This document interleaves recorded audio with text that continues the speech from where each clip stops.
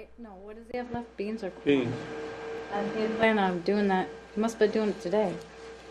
Could have been. Scott was doing his. Which one of your grandkids did you drop on the cement today? We were down that way planting, so it was drying up. Oh, Callie. I noticed that Yeah. a bunch of the boys Knocked were her out down. running around today. No. Knocked her off my lap. Jan, Thank goodness. Yes. why did you skin out on the dance recital so early? I didn't. You didn't? No, but I went this trip for anything. Well, first I went back to help Avery with her costume because her zipper broke. Oh. And then when I came back out, I went with Jim and Jen. Those Showtime hazards. Yeah, it was a big one. We got her figured out. No, I did not leave. Here comes Jerry. Actually took the city truck from downtown. We're good to go. From the alleys and the curb.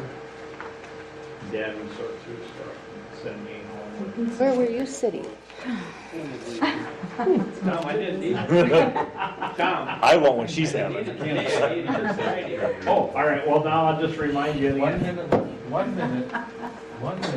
By the How way, close is our your clock? granddaughter Yeah, just. How early do you want to text beautiful. that? You got a minute to go. Gorgeous. Again? You gotta be careful with that. The night before, George? or What that did you morning? do? Yeah. You want to know what I did? Yeah.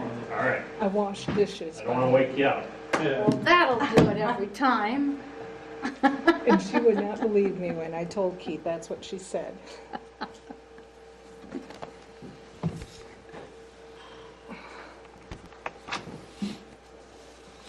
Hi, Diane. George. 6:29. 30 seconds. 28. Very Don't push the trap door button. I'll try not to. I still have people that ask me, why do you back up? And I just follow suit. And I'm like, so I don't peop- want to be the so odd people one. can see the flag. Sandy offended me nice. Said, why don't you log on and watch the city council meeting? And she just said, why? I said, I'd wave at her. We all would. Or are you blowing a kiss or anything? Yeah. We All ready to right, do we that? will call to order the regular Tracy City Council meeting for Monday, May 13th.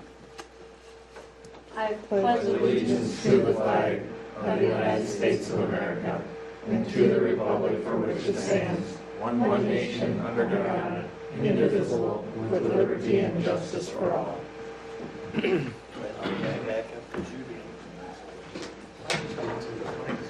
Visible. Changes to the agenda? Yes, I have a few of them, Mayor. Number one, there will be no closed meeting at the end. Some of the agendas had them on there and some of them didn't, but it was, there will be no closed meeting. We're not ready to talk about that land part of that we're going to be discussing here in the next couple of months. We're also going to move 8A to right after we close the public hearing because we have to decide when we're going to have the next city council meeting since the falls on a Monday, Memorial Day. So we got to decide that on before we do a couple of the other things in here. We are going to add a 9D to discuss the liquor store wages.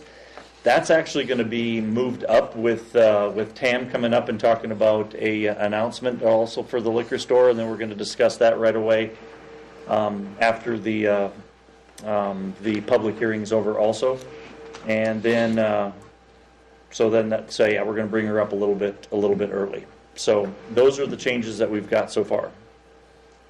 Motion to approve is amended. Second. All those in favor? Aye. Opposed? Motion carries. So now we need to open up the public hearing for resolution 2024-53, sale of land to Dennis Norstegard. Would anybody in the audience like to talk about that? Tom's going to discuss it a little bit to explain it a little bit more, and Do you want me to explain it during the open? you can public discuss it right hearing now while or it's open. Yeah. During the, okay. So as previously approved by the council, And speak up, Tom. the purchase agreement was previously approved by the council, the purchase price of $5,000 for the tract of land that is contiguous with Dennis Norstegard's property. It has been surveyed, so the costs of closing, including the survey, Matt's time in preparing documents will be a part of his expense as well. And then as far as closing expenses for it, at that point in time, there will be a closing statement. I believe customary for the sellers to pay the state deed tax, which in this case I think is $1.60 or something of that sort. And there will be at least 2 filings, I believe, that he'll file. Usually those are the expense of the purchaser as well. So I don't know that we'll have a whole lot more than maybe one of the filing fees would be ours. Matt will guide us through what's customary. $46 is all it'll cost us, so. And $16.50 for the deed tax. Oh, it is going to be 10? Yeah, Okay, because it's 5,000. okay. So even though the surveying cost is on our accounts payable, Yep. we approve it and he'll reimburse. We just didn't want to wait on paying a bill, so we paid it ahead of time, and when we get the check from him, it'll include the $5,000 for the land, the $900 for the surveying, and then the cost for closing. And then Matt's bill came through with a number of different transactions, all kind of, he doesn't separate them out, so Jeff and Tyler will have to go through and make sure that all of the ones for the Northgard property are separated. And I believe those have already been paid too, so. Okay, well, since we have nobody in the audience or the public, can we close the public hearing? And then we'll, And we can look at Resolution 2024-53, sale of the land to Dennis Northgard, so we'll need a motion for that. I'll make that motion. I will second. first and second, any further discussion? Roll call, please. Schultz, Aye. Teigs, Aye. Van Dyke, Aye. Marvisa, Yes. Schmidt, Yes. Mayor Corman. Aye.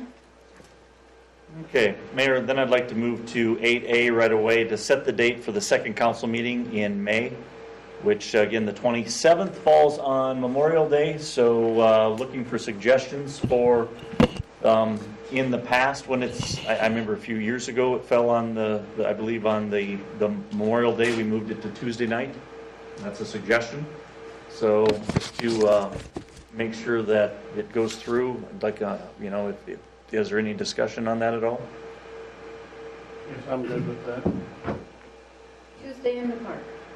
Tuesday in the, Well, we gotta have it. Do we here have so to you make a can motion to change it, or do we? I think we should, Set yes. it. Yeah, I'll make a set- motion to change the May 27th regular meeting to May 28th at 6:30 PM here in the council chambers. Sorry, you can't go to the park. Is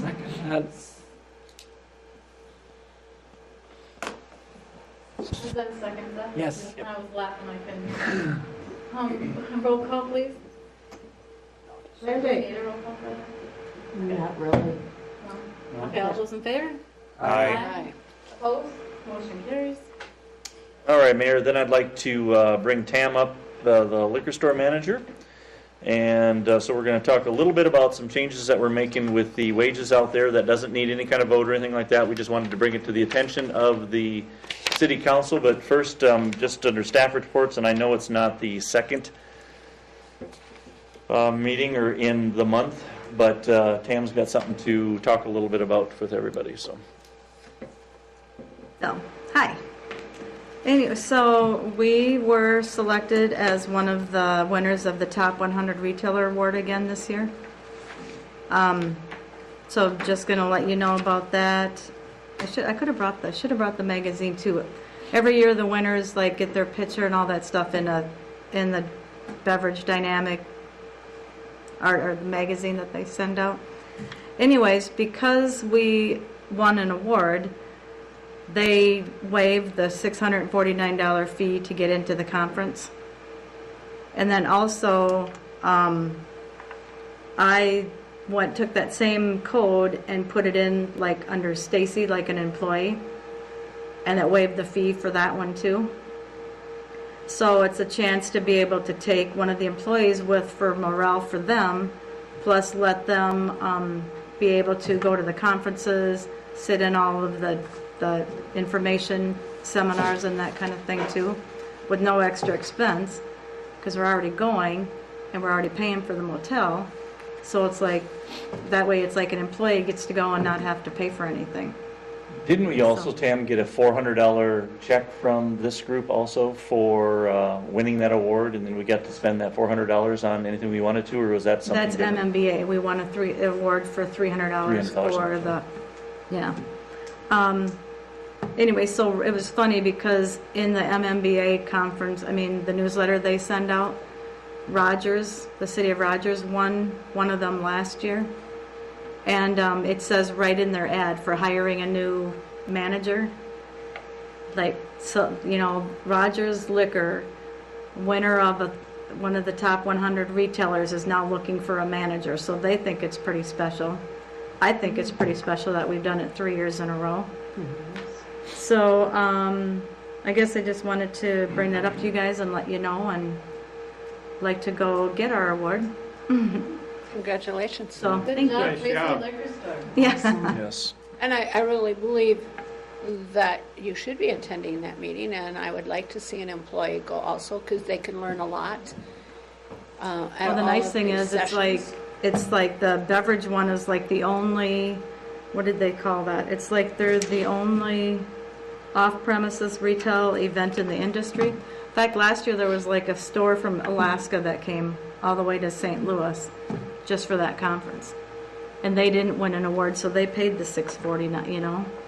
Plus, the nice thing is, too, is like that includes all the meals. All the meals are included in that.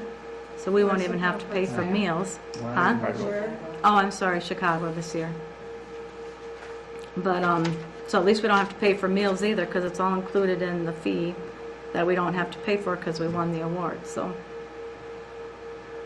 And we have training budgeted for liquor store employees, for TAM, for every department has a budget for So, training. anybody have any questions about that, or the event? I mean, Are you driving or flying? well, probably driving so that the employee can go with and not cost us anymore. And if I drive 3 hours to the cities and sit in the airport for 2 hours, I'm almost there, you know? It's like, then we don't have to rent a car or do the Uber thing when you get there, kind of a thing. So Very just good. drive. Any questions for TAM right now? Nice job. Let's Thank you. let's go into just talk a little bit about something that Tam and I have been working on, and actually a council member also, Jen, working on this together with I'd sent a note out to everybody last week, so there hasn't been a raise out at the liquor store for the employees out there since 2000. So we're going on over 4 years with that. And with the job that is needed out there, and being a liquor store on the highway, and we were starting people out there at $11.56 an hour. So it's I put in the email a little bit where it is just too low. So what we are proposing that we're going to do is we're going to put the starting wage out there at $13 an hour. And then we have 3 long-term employees that have stuck with us out there for anywhere from 3 to 4 years. We're going to put them at $13.50 an hour. And then we have one of them that's a long-term employee out there that's doesn't have the title of an assistant manager, but is called on to do a lot of assistant manager type of work, and putting that at $14 and that person at $14.50 an hour. All in all, the through from June and through when we plan on implementing this, June through December 31st, that's going to be less of a cost of $2,000 total. Because you got to remember, even though you're giving $2 raises and $2 starting wage jump, that you're not paying for 5 or 6 people at 40 hours a week. It is a total of 40 hours per week that part-time employees are working out there. So. So moving forward, so we don't end up in this situation again, because I don't feel employees should go 4 years without getting some kind of an increase. What are we going to put in place for the non-union employees. I believe, Yes. Bravo, thank yeah, you. I believe that there needs to be, if there's a COLA for regular employees, why not part-time employees? That'd be something, and it's not just the liquor store employees. We have 2 employees at the library, and we have a couple of multi-purpose center employees that haven't seen anything for a number of years, in fact, since I've been here. I just feel I'm all for this. We've missed out, yes. But I think we need to do something moving forward Yeah. that we just don't repeat history. Yep. I just think you need to look at the consequences of it, and there really isn't when in the realm of the amount of money that we'll be spending on part-time employees and how important they are to the city. I don't think you can. It's not that we're out trying to spend a lot of money. This is actually a small amount of money. They're essential. If we don't have good employees there working, we're not going to be as successful. Well, and And this, I think this will help attract people when we're advertising, and I think it will help retain good people. Well, and do we still keep track of their hours, so once they reach the 2,080, then they do go up a step? you know, You know, because as a part-time employee, yes, it's going to take you longer to reach Yep. that step, so that's why they're not getting the raises. Yes. Right. I guess I don't want to do away with that. Well, I think if we they basically stay with did. us. And I know when I Exactly. started working there, and I think, was it 2018 or 19? 2018? 18. Yeah. I qualified to have that step also once I met, enough hours. And it took a long time, but you could at least have that. Yeah, so I'd still like both. I'm not saying replace that with the annual. Right. I'd like to have the Sure. You know, and two. That's just my opinion. And it was a pretty, Can they get like a COLA like the rest of them? well, it's just putting it in there and making the attempt, not the attempt, but just going ahead and putting that, is it 3.5%, is it 3%, whatever is negotiated with the union or whatever, so. And the sad thing is like, so we can start an employee today and they make the same amount of money as somebody who's been there for 3 years. Yep. So it kind of, yeah. We did have a new employee start here in the last couple of weeks. That person will go from 11.56 right to the 13 an hour. And then, but the other 3 were easily, I think it was 3 and 4 years is what they've been here. So there wasn't a lot of thinking that needed to be done on the whole situation. And it wasn't like we just came up with it. It's like I checked like 10 different liquor stores and different businesses around and saw what they were paying people, and so that's why. Yeah, we checked on at least 5 other municipal liquor stores. Okay. Any other questions for Tam? She'll still give a report on May the 28th. She ain't getting Yeah. out of that. It'd just be shorter. Yeah. So since this is just a FYI thing, That's what it it is, doesn't yeah. need council approval, we don't need any vote. Nope, I'm going to take care of that. What I'm going to do is probably take care of it for starting next Monday. So there's at least halfway through a pay period or starting on Monday. Or I'll go over that with Diane and she'll advise me on that. It's usually easier to start at the beginning of. Oh, I thought you were ready. It's usually easier to advise me through It is a lot Diane. easier to start at the To start beginning. at the beginning. And we can do that. And we can do that. Whatever is going to be the easiest. Yeah. Okay? Thanks. Thank you. I'll get to your concert Graduation. or graduation. Preschool, it's a big deal, All right. It is a big. 6, we're ready for the consent calendar. Thanks, guys, sorry. See ya. Thank you. I'll make a motion to approve the April 22nd council minutes, the May 2nd work session minutes, and the May 6th LBAE minutes. Approve the municipal accounts payable and payroll without breakthrough beverage. Approve the March 20th park board minutes, the April 1st planning commission minutes, and a call for a public hearing for ordinance number 388 on May 28th at 6:30 p.m. Wow, is that all in one breath? I was gonna say, that's a mouthful. He's got it. I'll second it. Okay, we have a first and second. Anybody have any questions before we do roll call? Roll call, please. Landay. Aye. Jones. Aye. Schmidt. Yes. Sorry. Avisa. Yes. Teagues. Aye. Mayor Corman. Aye. Oh, I'll make a motion to approve municipal accounts payable to Breakthrough Beverage. Second. Roll call, please. Schmidt. Yes. Van Dyke. Aye. Jones. Aye. Arvizo. Yes. Mayor Carmen. Aye. Tom, you want to come up? We got E, call for public hearing for ordinance number 388 for May 28, 2024 to amend City Code 3.1. That was approved with consent. Oh, did you already go through that? I'm sorry, the night I wasn't listening. Okay, that's done already. Thanks for We paying are attention. fast. Yeah. Did we already do it? Yeah, go ahead. And do you want to explain it though? Go ahead. All right, so Sorry about that. the two lots that we have sold to UCAP exist in a large 22-acre section that is currently zoned I-1 industrial.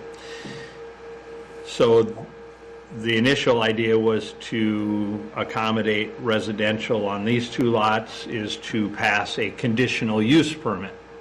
However, in digging through that, Diane found that in most cases, when you use a conditional use permit, you find underneath that section what the acceptable conditional uses are. It doesn't allow you just to do anything you want by granting a conditional use. They must fit what the allowable conditional uses are. In I-1 in our current zoning, residential is not an acceptable subset of conditional uses.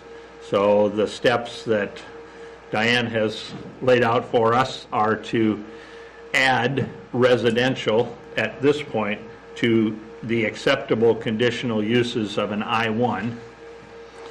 We would not normally do this way if it weren't for the fact that that entire section will be part of our upcoming planning and zoning to change the entire area from I-1 or a good share of it to residential.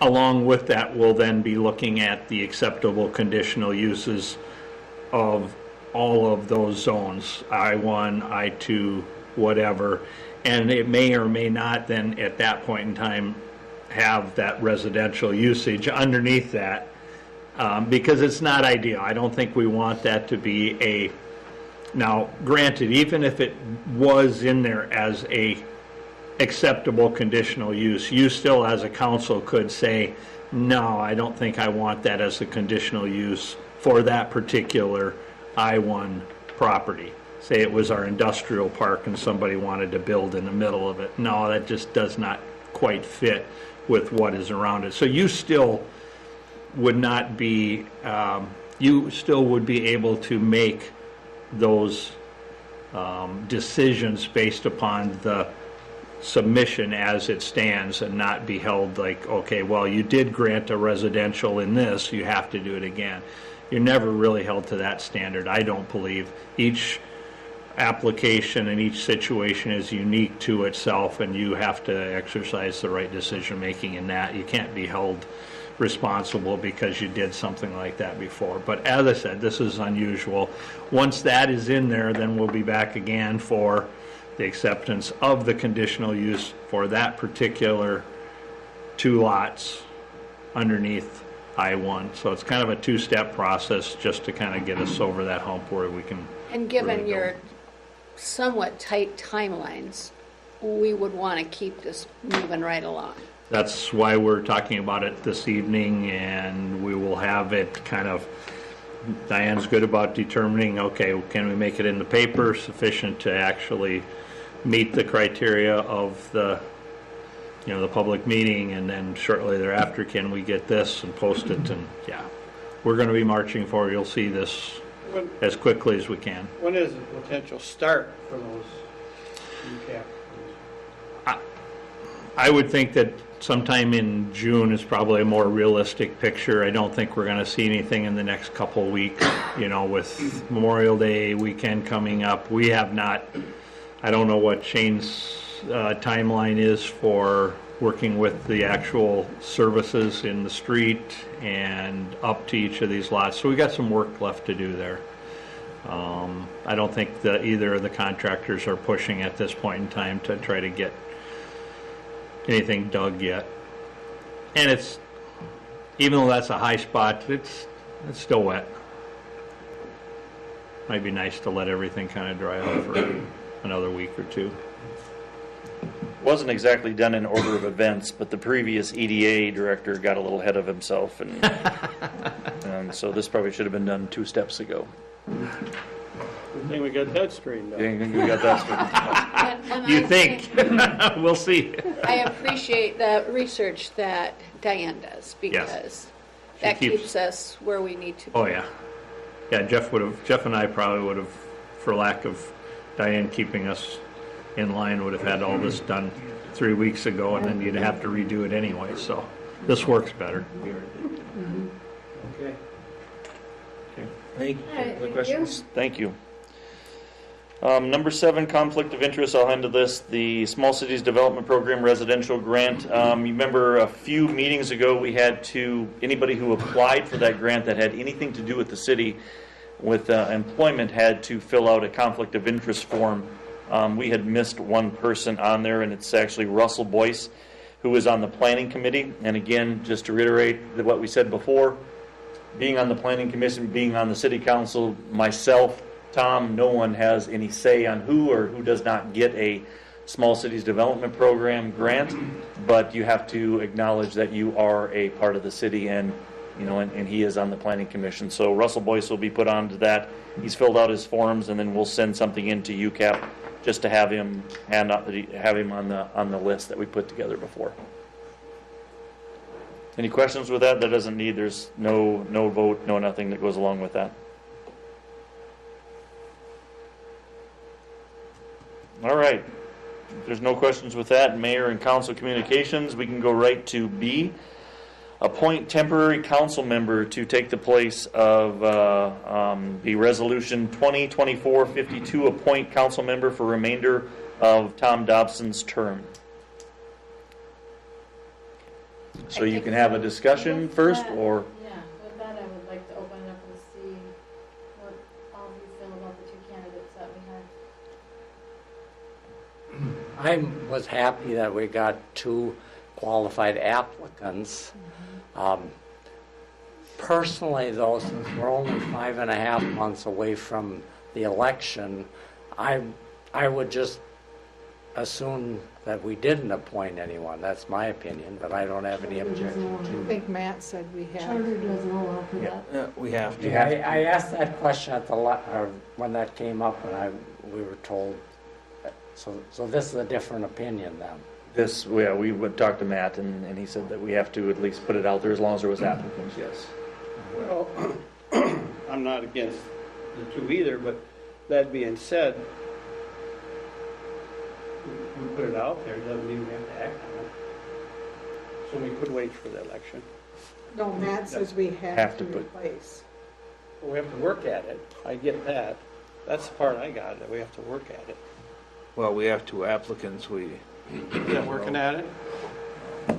So you're saying you would want to try to say not to No, appoint I either guess one to string it along? I'm like, for whatever reason, I kind of think like Seth on this one. Since we're close to the election, I got nothing against the people that are doing it. I'm glad that they did step up, but it would be nice to have it in the original election. So it would be closer to 8 months, because the new person from the election won't take office until the first meeting in January. I would have liked to have a chance to visit with them both a little bit before we picked. Although one of them I do know already, I guess the other one I definitely don't. I don't know how to go about that, because if I vote for one I don't know, I'm just guessing. Well, it's going to be the mayor's recommendation.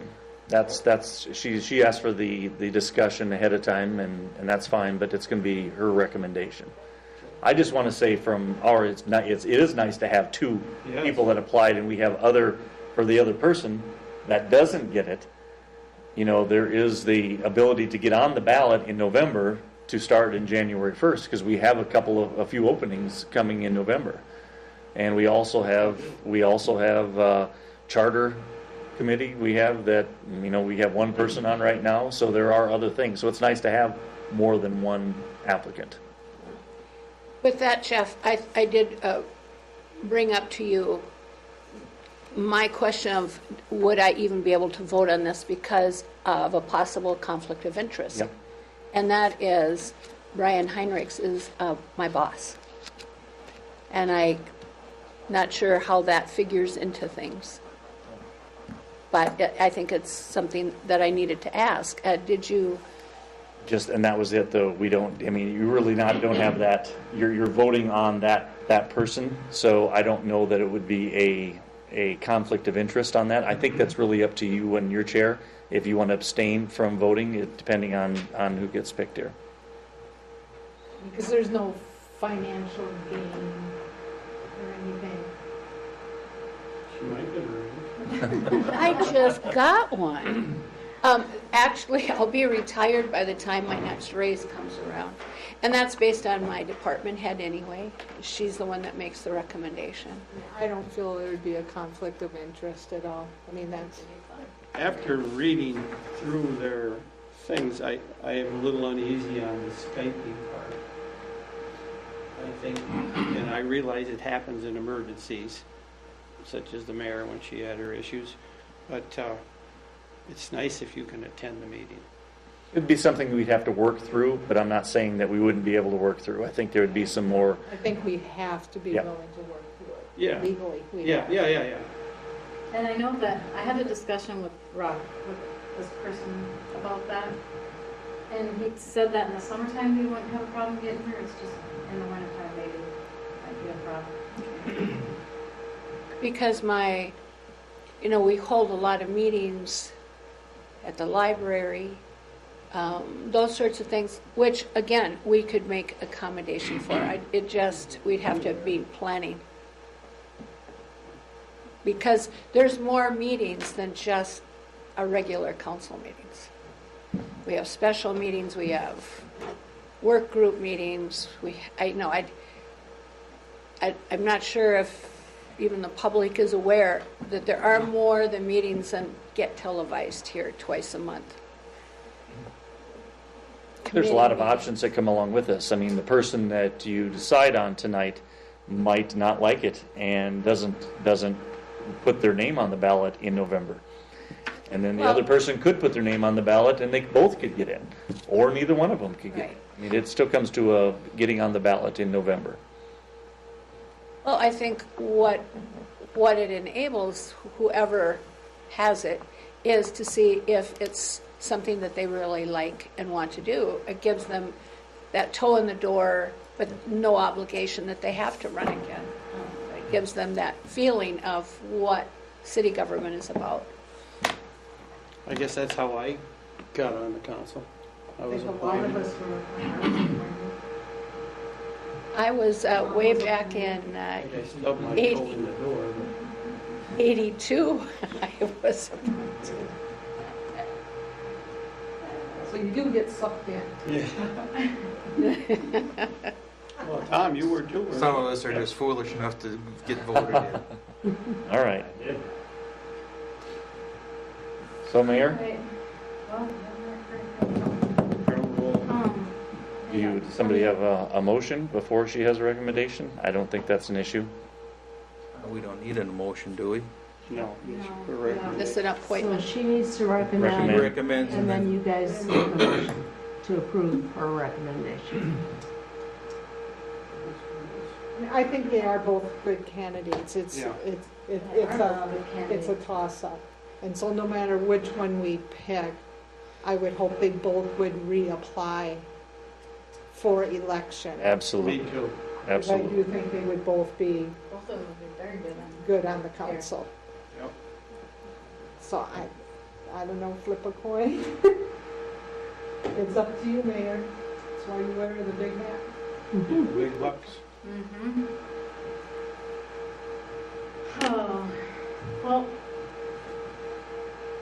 when I was considering this, I was considering what is best for Tracy, basically, because that's what we have to do.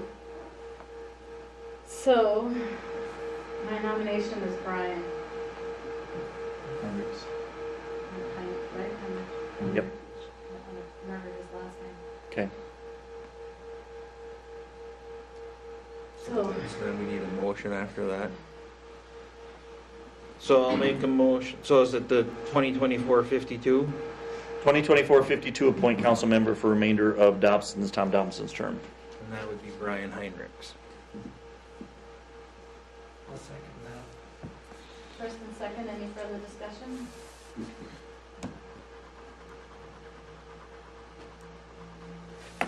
I just want to say one last time what Joe said, that the other person that was the candidate, I would hope that you would run in November. And this person, hopefully run in November. So with that coming up, roll call please. Yes, Jones, Aye. Landay, Aye. Teagues, Aye. Arvisa, Yes. Schmidt, Yes. Mayor Corn. Aye. And again, I'll reach out to both of those and reiterate what we said tonight, that we would really appreciate if they would, the one that will be sitting on here, and for the 28th, I guess, to start, and then the other one, hopefully, they'll both be on the ballot for November,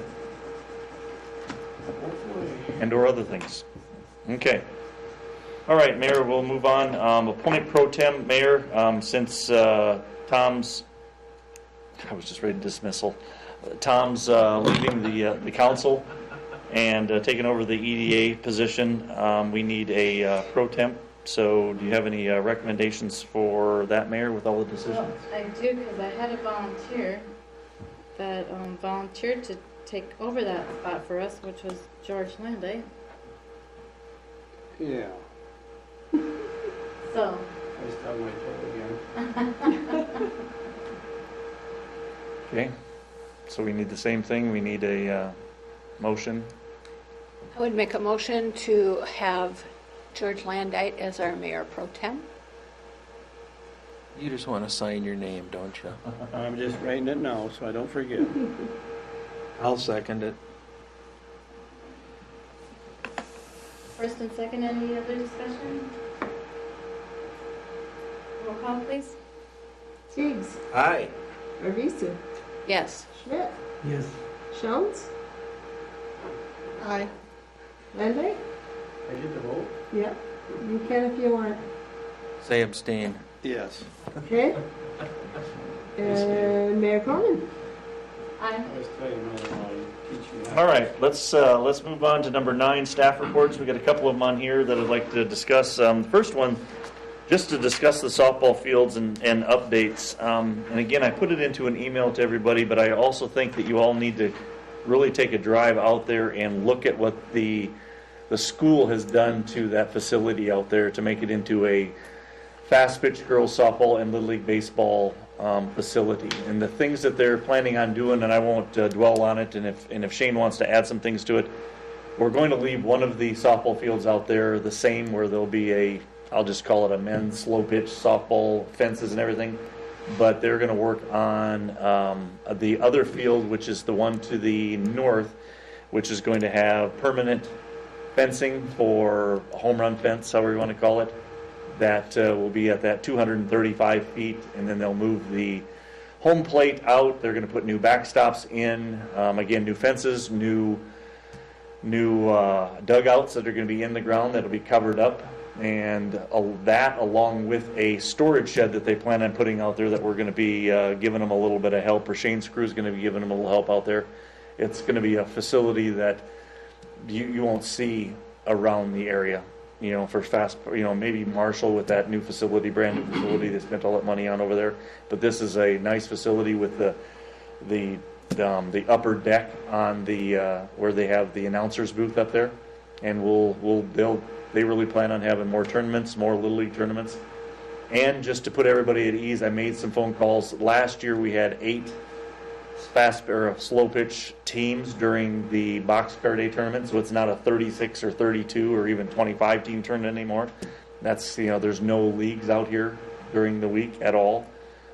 So it was, when I brought it up to some of the public and people that have done that softball thing before, and everybody thinks it's more important to have it for the Little League girls fast pitch softball and probably under 12 baseball.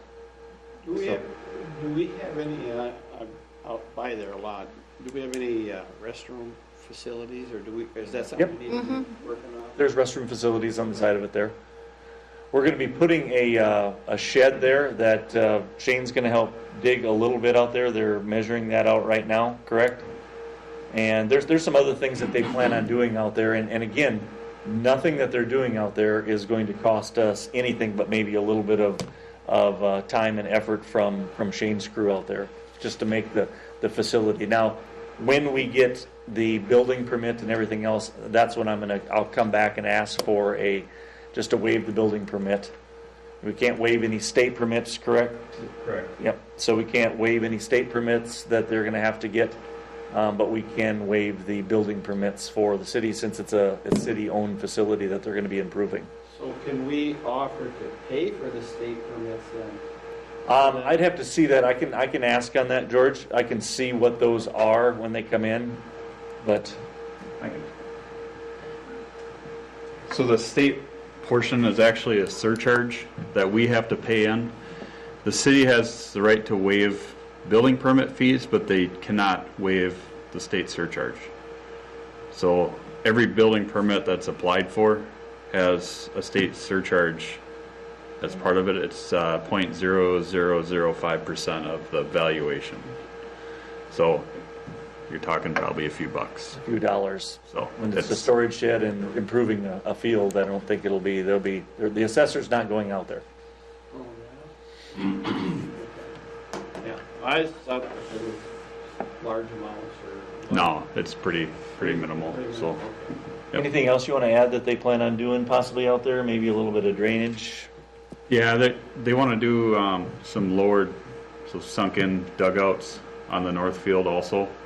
So there'll be a little bit of tile work needed. Otherwise they'll have some swimming pools in there.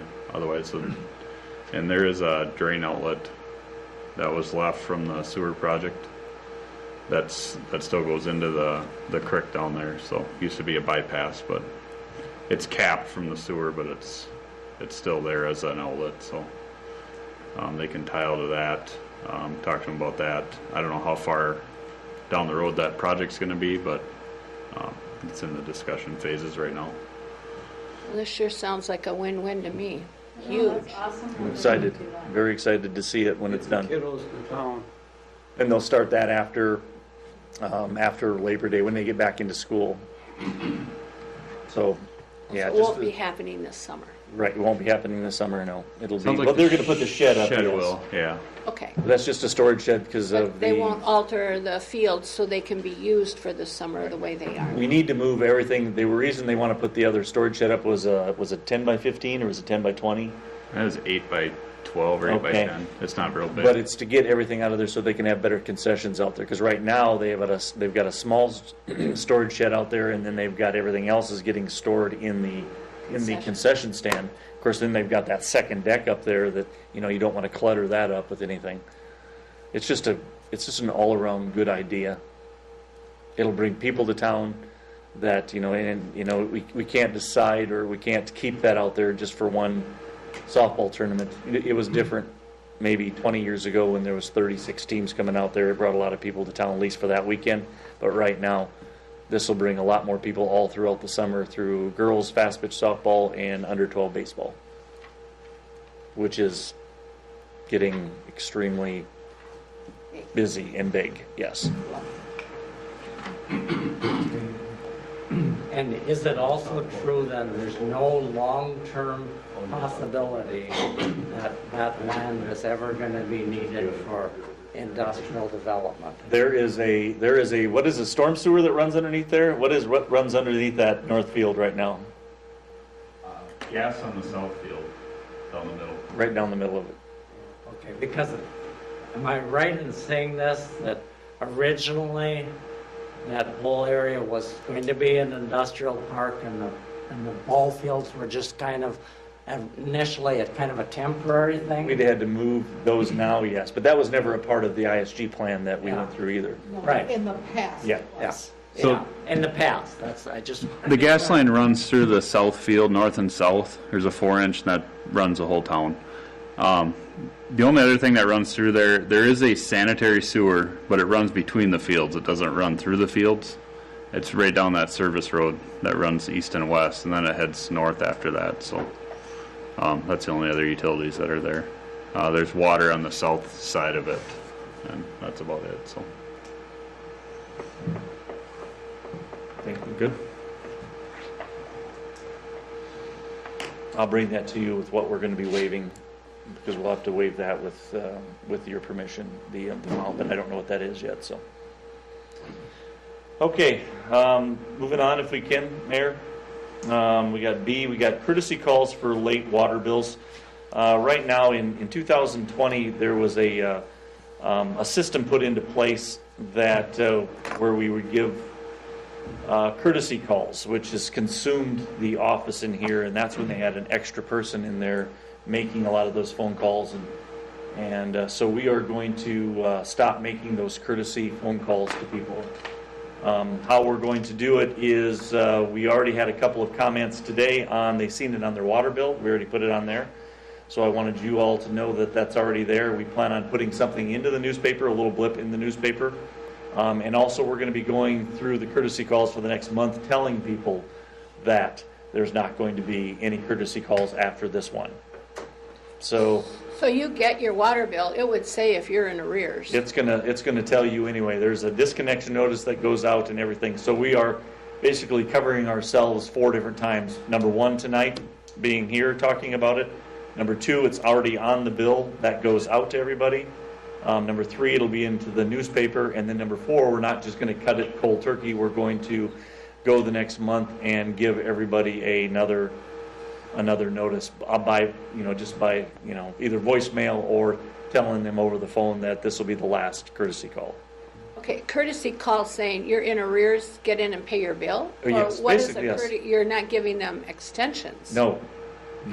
It was, hey, it's a courtesy call going, your water, if you don't pay your bill, the water's not going to be on very much longer. And usually, you have 2 figures when you get your bill. One is if you pay on time, and here's the penalty if you're late. Yeah, exactly, yes. Well, 10% right away. So will there be some adjustment period? Yes, but if we would see what has to happen, and I put a colored copy of it in front of you. So this goes on every month is what's sitting in front of you right now, that colored copy of just a... I was kind of disappointed to see that there was that much activity on behalf of our office staff. Because I think it's pretty clear in your water bill when you get it, if you're in danger of getting cut off. I think it was put in place Because they said, for COVID. yes, and that's fine, but certainly we don't have Things that. need to come through it. Yeah, COVID's over. People need to start taking personal accountability again. I agree.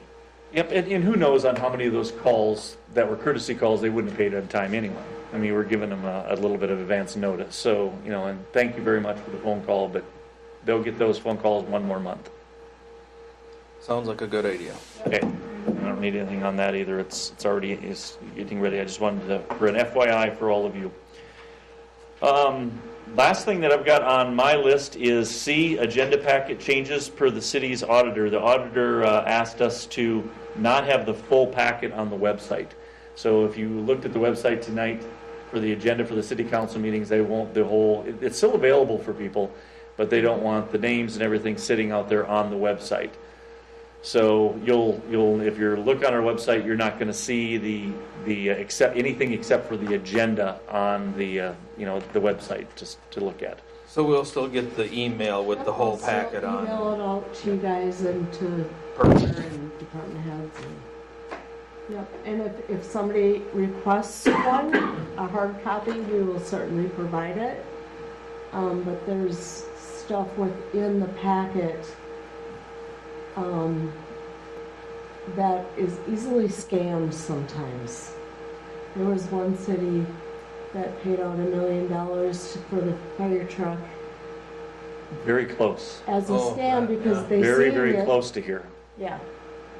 There was something scanned, and See there was who a was awarded the bid, how much the bid was, where, all of the information was there. somebody made a phone And call they to the called city. and said, we need it wired. It was Friday afternoon. We need that $1 million wired. And And $1 million was wired.